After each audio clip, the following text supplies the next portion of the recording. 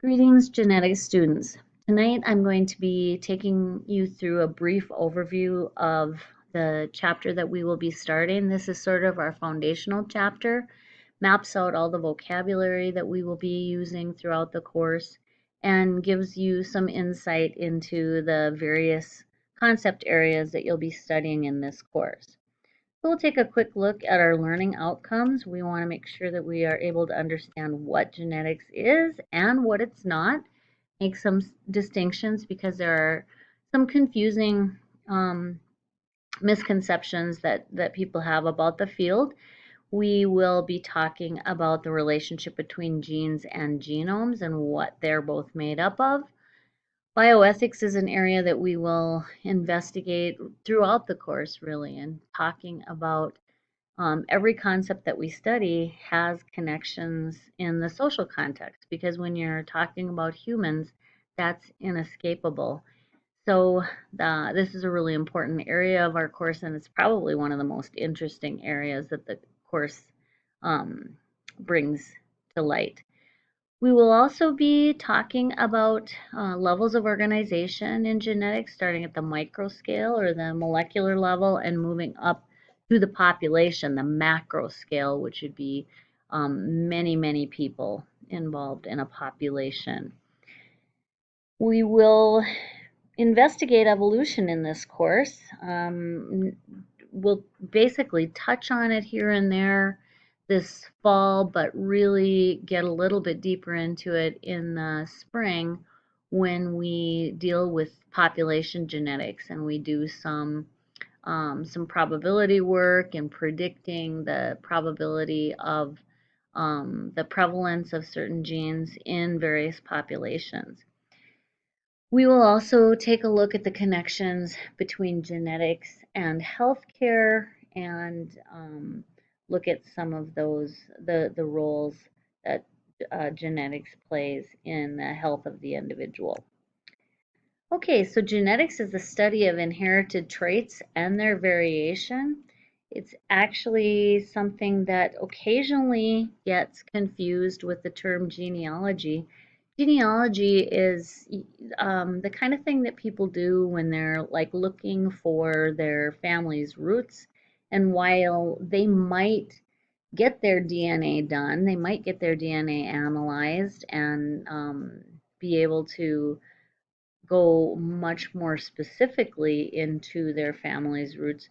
Genealogy is something that really can be done without using DNA technology, but rather is enhanced um, by genetic technology and using the DNA. Okay, so genes are the units of heredity, and they're basically the instructions that a cell will use to manufacture proteins. Genes are made up of DNA, and this DNA is not exclusively responsible for the expression of the trait because genes also interact with other factors, specifically environmental factors and factors internally biochemically that affect the expression of genes. So the genome is a complete set of genetic instructions for a particular organism, and genomics is the field that analyzes and compares genomes of different species. This is a diagram that maps out those levels of organization for genetics, starting with the molecular level with the DNA. Genes are sequences of DNA. Some of them are very, very small sequences. Doesn't actually take a really large segment of DNA to make up a gene. However, some genes are gigantic and many, many, many thousands of nucleotides in some of the larger genes. So there's no set length of DNA sequence that represents a gene. Some of them are very short by comparison, and some of them are very, very large sequences. When the DNA condenses and coils around histones, wrapping itself around that many, many, many times over, it finally will condense into the form of a chromosome. And a chromosome is actually what we see here. We see the entire complement of a human, the 23 chromosome pairs, and this kind of a picture, which you may have seen before, is known as a karyotype. So bioethics, just like it sounds, bio means life, and ethics refers to moral issues and controversies. And bioethical decisions are tremendously common. They happen on a daily basis. And one of the things we want to do is kind of look at some of those things and do some pros and cons and talk about ideas that we have about certain technologies and certain strategies and how you feel about them in a bioethical frame.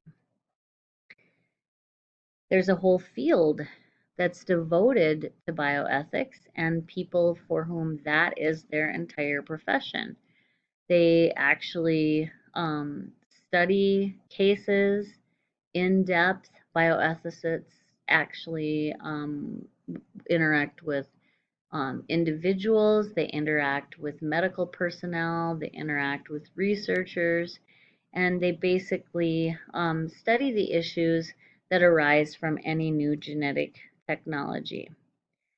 Okay, so going back to DNA again, deoxyribonucleic acid, this is something that you learned about in biology and probably in life science before that.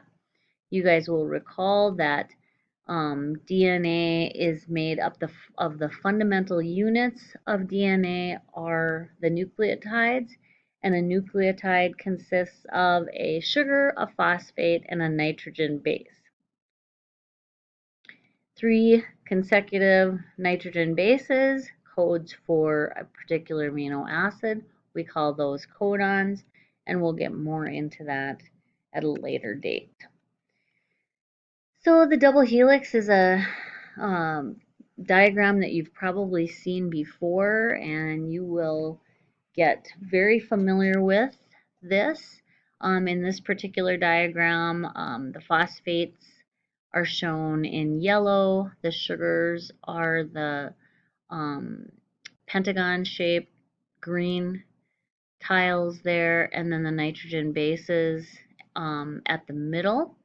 The dotted lines in the middle represent hydrogen bonding between the nitrogen bases on either side of the double helix. Ribonucleic acid, RNA, is produced by transcription. It's actually produced in the nucleus, where it takes the sequence of DNA out of the nucleus and then takes that code out of the nucleus into the cytoplasm to the ribosomes, where proteins will actually be constructed. So we'll talk more about that when we talk about transcription and translation. This diagram is something you are going to need to get very, very familiar with. You're going to see it again. You're going to see it many, many times. Whenever you hear me talk about the central dogma of biology, I want you to think about this diagram, because this diagram represents the central dogma. If you think about what the word dogma means, it means sort of like a rule, like, a foundational premise for how things are going to operate. And so the reason this is called the central dogma of biology is because it's fundamental to life itself. It starts at the DNA level, and DNA, of course, is a molecule that is able to replicate itself. That ensures the continuity of life. The DNA code is able to be transcribed into an RNA code. RNA is going to actually carry out the protein synthesis. That process is known as translation. That occurs out in the cytoplasm at the site of the ribosomes, where the proteins are finally going to be linked together, or the amino acids are going to be linked together in the form of a protein. So the human genome is this entire set of DNA instructions that codes for a human. Interestingly enough, though, what you're going to find out is that really only a very, very small percentage of our DNA actually encodes for protein. So then you might be saying, well, what does the rest of it do? And quite a bit of it has some really interesting functions. And so we'll be talking about some of those functions of some of the rest of DNA. The